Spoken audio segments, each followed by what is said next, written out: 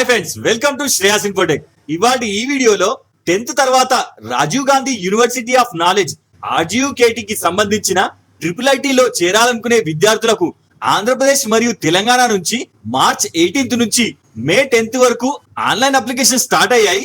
ఇందుకు సంబంధించి ఆన్లైన్ లో ఎలా అప్లై చేయాలి, కావాల్సిన డాక్యుమెంట్స్ ఏంటి, స్టెప్ బై స్టెప్ చెప్తాను. దయచేసి లైక్ చేయండి. సో మొదటగా మీ ఫోన్ లో లేదా పీసీ బ్రౌజర్ లో IIIT ఆన్లైన్ అప్లికేషన్ 2026 అని టైప్ చేసే పైన వెబ్సైట్ చూపిస్తుంది, లేదా డైరెక్ట్ లింక్ డిస్క్రిప్షన్ లో ఉంది, చెక్ చేసుకోండి. సో ఇప్పుడు మెయిన్ పేజ్ ఓపెన్ అయ్యాక ఇక్కడ రెండు ఆప్షన్ చూపిస్తుంది.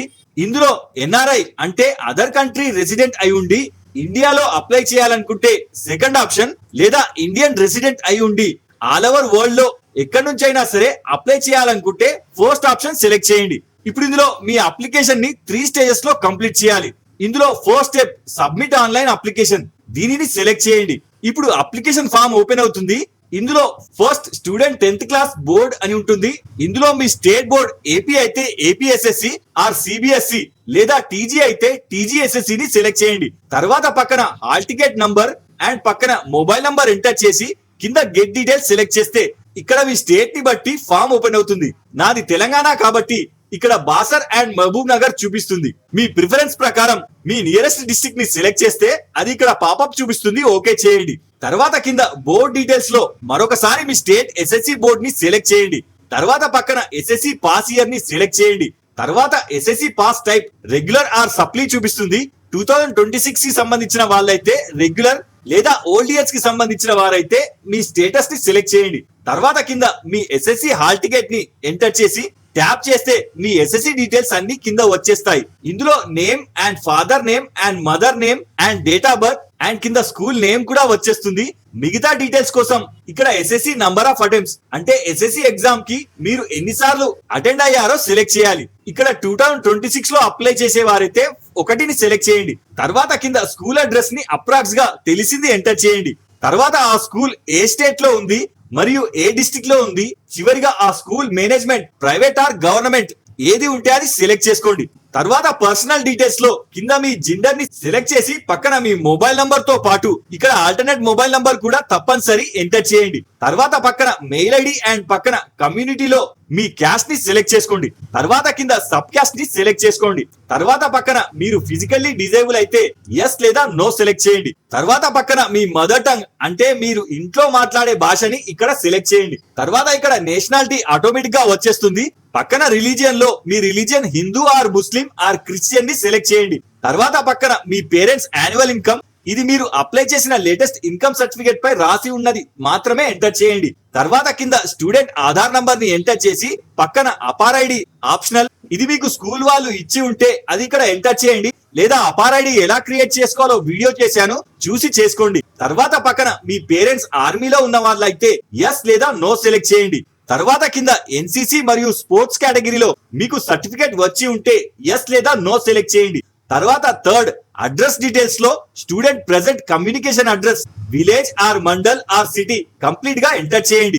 తర్వాత ఫోర్త్ ప్రీవియస్ స్కూల్ డీటెయిల్స్ లో 3rd క్లాస్ నుంచి 9th క్లాస్ వరకు మీరు ఏ ఇయర్ చదివితే ఆ ఇయర్ కి సంబంధించి class order wise school name and పక్కన ఏ స్టేట్ లో చదివారో అండ్ పక్కన చదివిన డిస్ట్రిక్ట్ ని యాజ్ ఇట్ ఈస్ గా ఎంటర్ చేయండి. తర్వాత 5th ఏరియా ఆఫ్ రిజర్వేషన్, ఇందులో ఇక్కడ స్టేట్ వైజ్ యూనివర్సిటీస్ చూపిస్తుంది.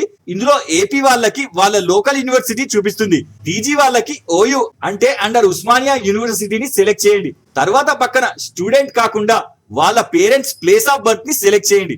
ఒకవేళ father or mother the different state వాళ్ళైతే ఫాదర్ స్టేట్ ని సెలెక్ట్ చేయండి. తర్వాత 6th unfilled seats under global category, ఇందులో ఒకవేళ గ్లోబల్ కేటగిరీలో ఉన్న సీట్స్ కంప్లీట్ గా ఫిల్ కాకపోతే ఇందులో ఫస్ట్ ప్రిఫరెన్స్ మీ లోకల్ స్టేట్ వాళ్ళకి ఇస్తారు, కాబట్టి ఇక్కడ లోకల్ ఏరియాలో లోకల్ ని సెలెక్ట్ చేయండి. తర్వాత కింద గ్లోబల్ కేటగిరీలో మీ అప్లికేషన్ ని గ్లోబల్ కేటగిరీలో పరిగణిస్తే ఇందుకు సంబంధించిన tuition fee 1,70,000 per annum pay చేయాల్సి ఉంటుంది. అయినా సరే సీట్ కావాలనుకునే వారు ఎస్ లేదా నో సెలెక్ట్ చేయండి.